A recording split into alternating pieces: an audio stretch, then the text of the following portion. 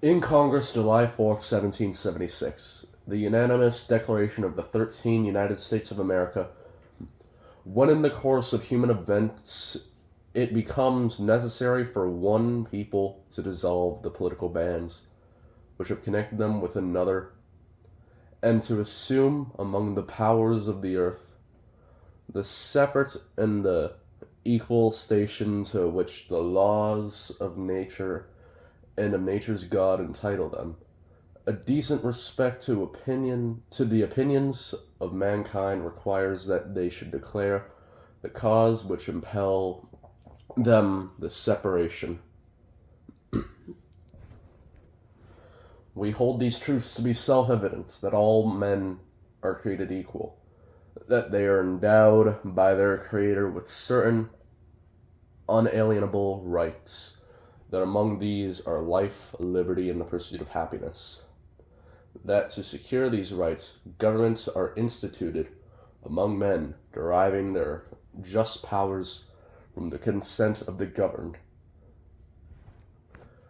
that whenever any form of government becomes destructive of these ends, it is the right of the people to alter or to abolish it and to institute the new government, laying its foundation on such principles and organizing its power in such forms as to them shall not seem most likely to affect their safety and happiness. Prudence, indeed, will dictate that governments long established should not be changed for light and transient causes.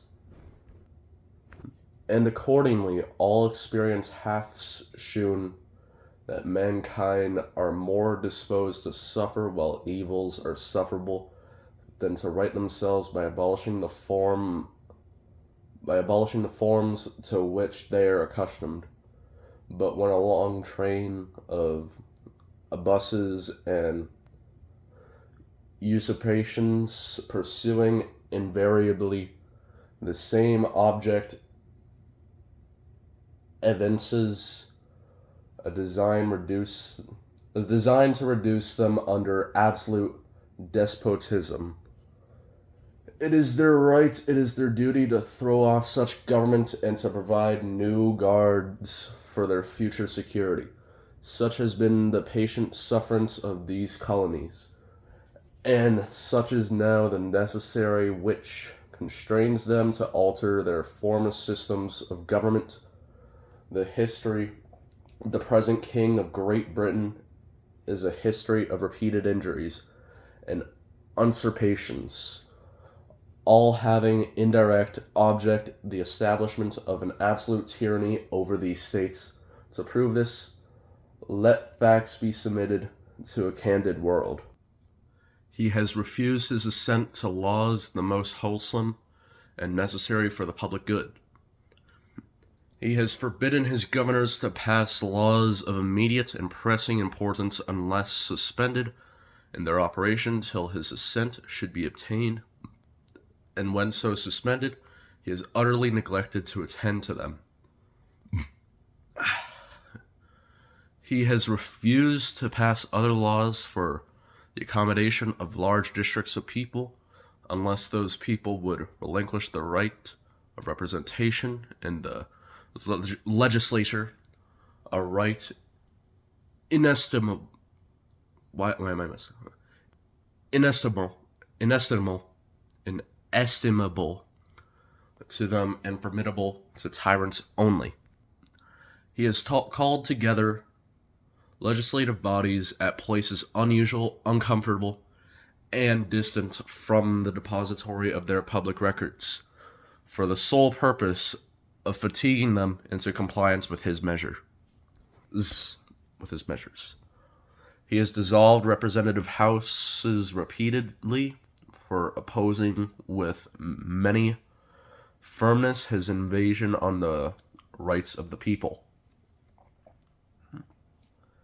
He has refused for a long time after such dissolutions to cause others to be elected whereby the legislative powers incapable of annihilation have returned to the people at large for their exercise, the state remaining in the meantime exposed to all of the dangers of invasion from without and convulsion within.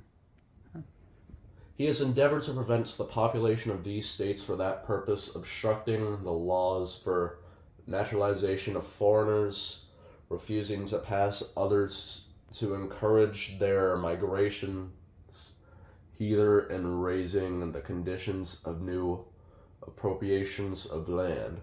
He has obstructed the administration of justice by refusing his assent to laws for establishing judiciary powers. He has made judges dependent on his will alone for the tenure of their office and the amount and payment of their salaries. He has erected a multitude of new offices and sent hither swarms of officers to harass our people and eat out their substance.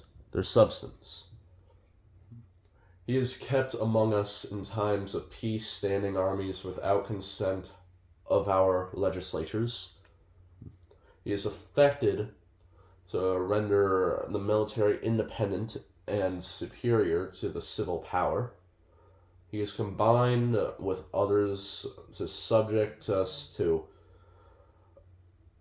jurisdiction foreign to our Constitution and unacknowledged by our laws, giving his assent to their acts of pretended legislation, for quartering large bodies of armed troops among us, for protecting them by a mock trial from punishment for any murders which they should commit on the inhabitants of these states, for cutting off our trade with all parts of the world, for imposing taxes on us without our consent, for depriving us in many cases of the benefits of trial by jury, for transporting us beyond seas to be tried for pretended offenses,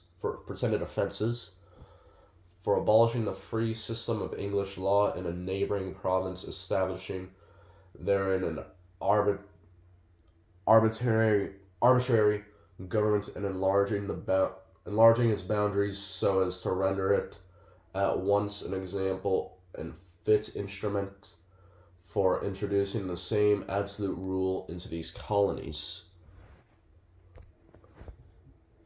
for taking away our charters, abolishing our most valuable laws, and altering fundamentally the forms of our government, for suspending our own legislatures and declaring themselves invested with the power to legislate for us in all cases whatsoever.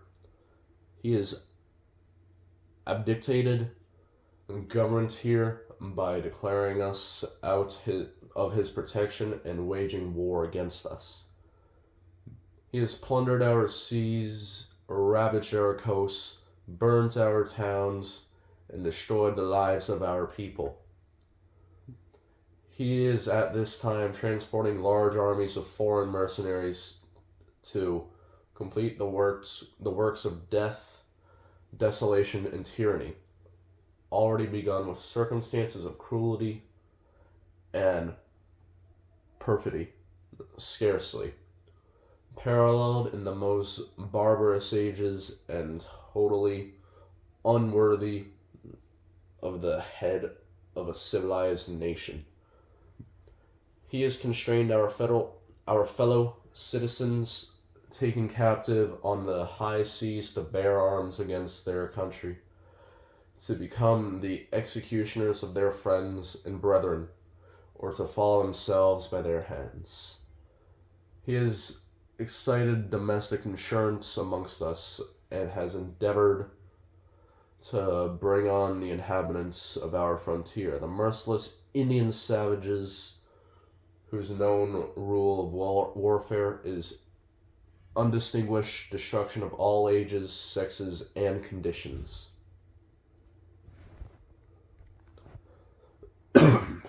In every stage of these oppressions, we have petitioned for redress in the most humble terms. Our repeated petitions have been answered only by repeated injury. A prince whose character is thus marked by every act which may define a tyrant is unfit to be a ruler of a free people. Nor have we been wanting in attentions to our British brethren. We have warned them from time to time of attempts by their legislatures to extend an unwarrantable jurisdiction over us. We have reminded them of circumstances of our immigration and settlements here. We have appealed to their native justice and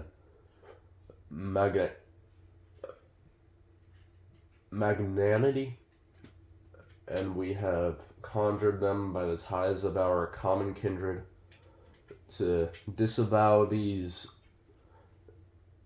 usurpations which would inevitably interrupt our connections and correspondence.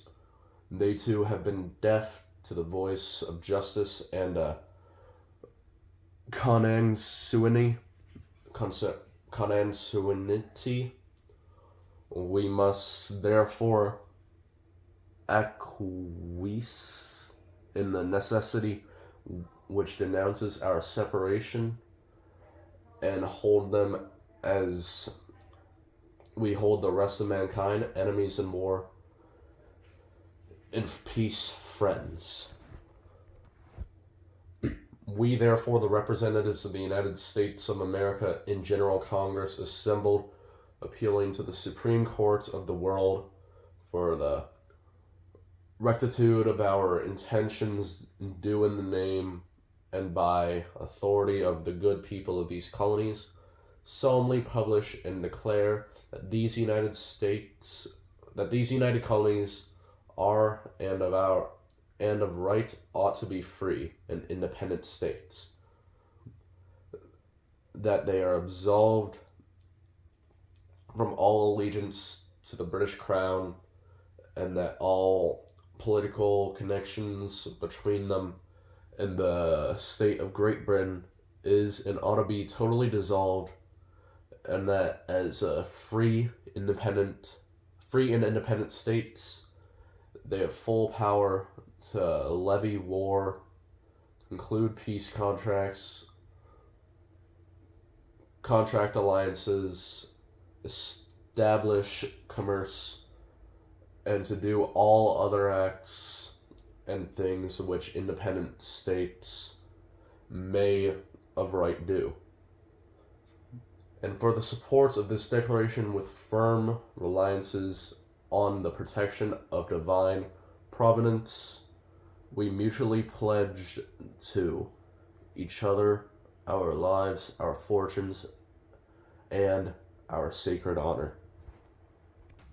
Thank you for listening to me attempting to read the Declaration of Independence. I've never read it before. I've heard it in its entirety like once, and I'm sick right now. And I'm in Canada, so we're not really, I live in Canada. We're not really exposed to much American history, but I myself find it very interesting. I think America's a great country, Happy birthday, America. It's very cool. I mean, we waited for the British to give us our independence. You guys, you just took it. That was awesome. I'm pretty sure. I'm not going to say that. That could, ruin my chances at becoming Prime Minister in the future. Anyways, happy Independence Day, and yeah. Goodbye.